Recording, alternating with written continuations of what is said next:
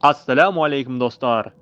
Бүгін сіздермен жындар болатын үш үй жайлы айтатын боламыз. Басталмас бұрын еңбегімді бағалап, тек қана пайдалы ақпараттар шығатын Білсей арнама жазылып кетуіңізді өтінемін. Бірінші, үйге адамдар кірген кезде бисмиллах деген сөзді айтпайтын болса, ол үйге жындар қоса кіреді. Ол жайлы пайғамбарымыз саллаллаху алейхи уассалам хадисінде үйге кіргенде бисмиллах сөзін айтыңдар делінеді.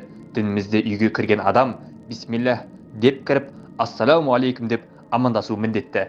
Екінші, үнемі үй шашылып жататын болса, және ыдыстар жуылмайтын болса, және тамақ қалдықтары жерден алынбайтын болса, ол үйде жындар міндетті түрде болады. Бұл жайлы хадисте пайғамбарымыз саллаллаху алейхи уассалам келтіреді.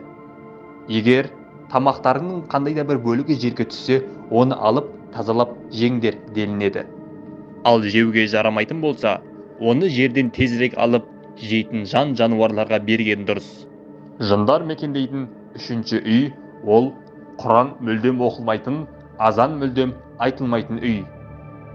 Яғни біз жыннан сақтану үшін үйімізге бисмиллах деп кіріп, және үйді таза ұстап, үшіншіден үйде жиі Құран оқысақ, иншаллах ол үйде жын болмайды.